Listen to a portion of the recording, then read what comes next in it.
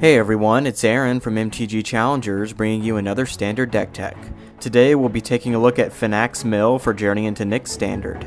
We put up the first ever budget deck tech on the channel a few weeks ago, and it was really successful. People really seemed to like the ability to play a decent deck and have some fun without having to empty their wallet. So I thought I'd continue the budget deck series with this very interesting blue and black mill deck. Basically, it includes playing a bunch of defenders and other creatures with high toughness to block and stall out the game until you can get Phenax out there, and then just start milling them out with this ability. It's a really unique, fun deck to play, and you can pick up the entire deck for around $40. So let's get right into the specific cards here.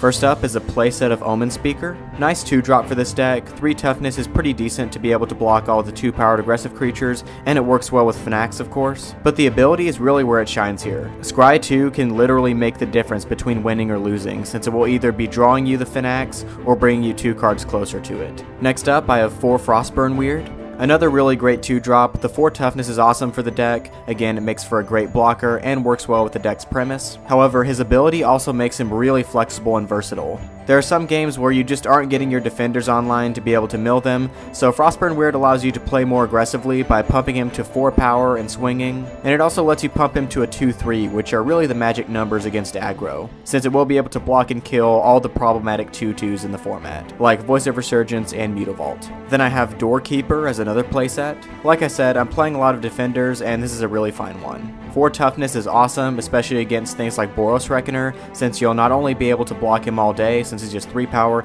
but it won't be dealing any damage to it, so they won't be able to get advantage off of his ability. And then there's the Doorkeeper's ability, which is just good for more mill in case you're having trouble getting Phenax out there. 4 Murmuring Phantasm is another good defender here. 2 mana for 5 toughness is really awesome, and that's about it. It's a defender, it blocks stuff.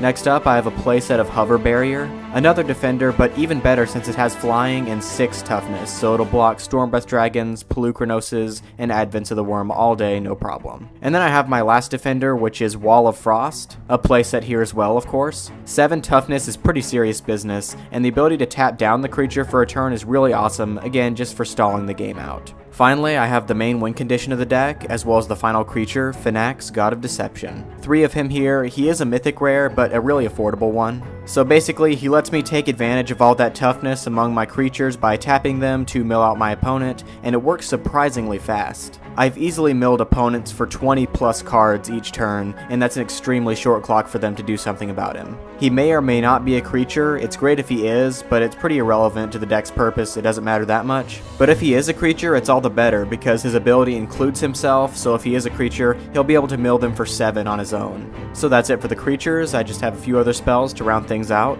3 Devour Flesh is a great removal spell for this deck. It gets around things like Glade Cover Scout and Witchstalker with their hexproof, which is great since that deck is incredibly annoying. And it will also kill Blood Baron of Viscopo, which can be a problem due to the protection. But what really sealed the deal for this deck is that you can use it on yourself, often to great effect. You gain the life from the toughness, so you can sacrifice a Wall of Frost or something and just gain back a really significant amount of life if you're up against Burn or something, where blocking isn't really helping very much. Then I have 1 Ultimate Price and 1 Doomblade. Just some conditional removal that's cheap and will be relevant more often than not. They do have pretty bad restrictions for this format, but they're only one-ofs, and they can easily be sided in or out depending on their relevance. And finally, I have a playset of Breaking and Entering, the final spell of the deck and the only straight mill spell. I just wanted it for consistency, to have mill that doesn't depend on Phenax, and it does its job really well. Milling 8 cards for 2 mana is awesome, and it's about as close to Glimpse the Unthinkable that we're ever going to get in Standard. So that's it for the spells. Let's move on to the mana base, which is quite simple. Running 24 lands in total, and those consist of a playset of Dimir Guildgate, 14 islands, and 6 swamps. So that's the main board, pretty standard and straightforward.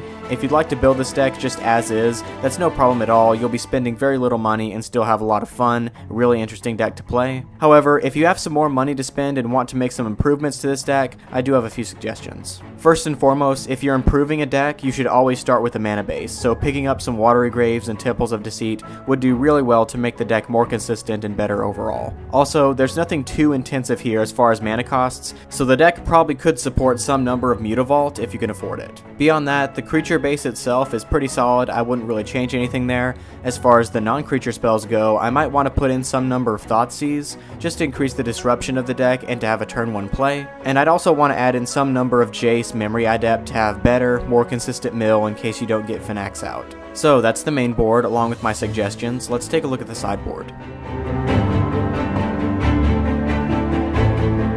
First off, I have 2 copies of Aetherling, a really amazing creature to have as an alternate win condition. If you resolve it with open mana, it's going to be very difficult for your opponent to get out of that spot. It's definitely something you want against mid-range and control for a good late game strategy.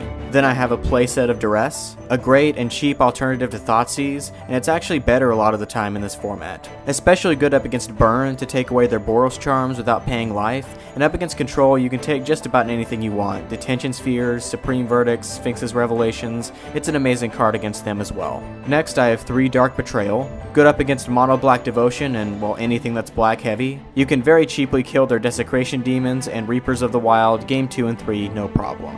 Then I have 3 one-ofs, 1 Devour Flesh, 1 Ultimate Price, and 1 Doomblade. These are just here to complement the copies in the main board, to bring them in to increase consistency in the various matchups in which they're relevant. 2 Dissolve is really useful to have up against the control decks. They're going to be running them as well to counter your stuff so you can fight fire with fire, or just up against some kind of mid-range deck that has a lot of big creatures and spells that you really don't want to resolve. And finally, I have 1 Mind Grind. This can be good up against basically any deck. It's a big late game spell up against the control and mid-range decks, and if you can stall out the aggressive decks long enough, this can be even better since they're going to be running fewer lands than normal, so you can take advantage of that. So that's it for this deck tech. Feel free to check out our others. To see these decks in action, click on the annotation at the end of this video for the gameplays, and be sure to like this video, subscribe to the channel, and like the Facebook page if you want to support this project. Thanks for visiting, and if you like what you see, subscribe for more Magic the Gathering content.